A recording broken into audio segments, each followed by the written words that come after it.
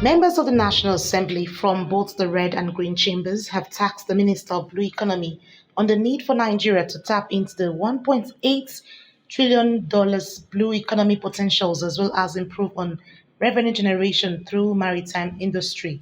The lawmakers who gave the charge during the 2024 budget defense held at the instance of the Joint Committees on Ports and Harbors and other standing committees also expressed regret over the report on the loss of over 1 trillion naira revenue due to poor infrastructure in the maritime industry. In a bid to improve service delivery and ease of doing business, the lawmakers frowned at the non-provision of funds in the 2024 budget proposal, called for acquisition and installation of scanners at various ports as part of ongoing efforts geared towards making the nation's ports competitive. The lawmakers who expressed concerns over the activities of shippers and importers who abandoned Nigerian ports to berth at the ports owned by neighboring countries, as well as roadmap towards addressing myriad of challenges facing the industry.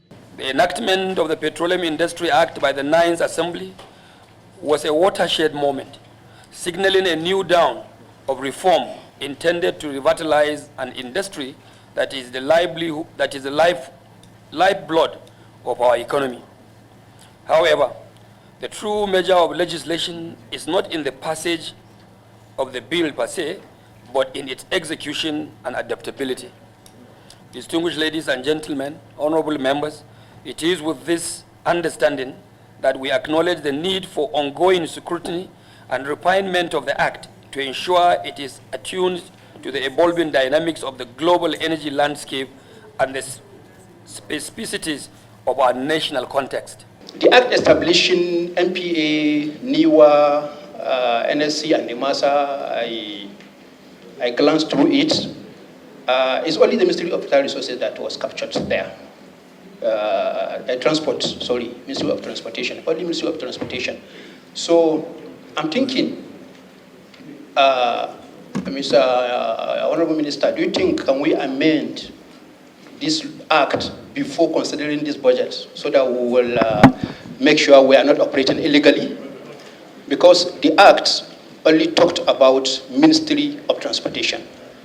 There is nothing Ministry of Marine, Transport or Economy. The lawmakers also queried the ministry over the underutilization of 130 million naira released for rehabilitation, utilization and patronage of eastern ports, 10 million naira monitoring for navigational channels, Calabar River Port, 15 million naira women empowerment on maritime-related activities, World Seafarers Day and World Women in Maritime International Day, 25 million naira amongst others. Speaking earlier, Minister of Blue Economy Adegboyega Oyetola explained that the total capital appropriated for maritime-related programs in 2023 was 777 million naira, out of which over 448 million has been utilized as at the end of November 2023. The minister also solicited for the support of the parliament on the establishment of Coastal Guard in the bid to ensure safety in Nigerian ports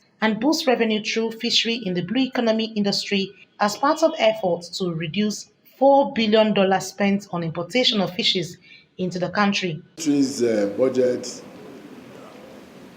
takes purely care of the ministry's activities. We have budgets relating to all the agencies. So most of these other things will have been properly specified. But let me say this. Infrastructure is a major component of what we want to do in 2024. When I became the minister, I went around and I saw the level of decay in the infrastructure of all the ports, particularly Tinkan and Apapa Port. As I speak, we've collated expenditure.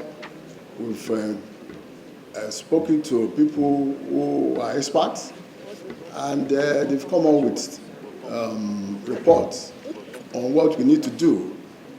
The rehabilitation of these ports will cost about $1.2 billion.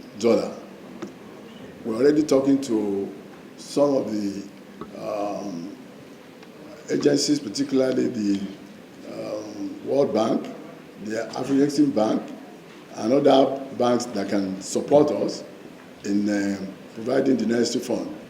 Equally, we're looking at any of these contractors that could source money on their own and would get them paid after they must have done a bit of the job. So I want to assure you that we're not relenting on the issue of modernization of the port.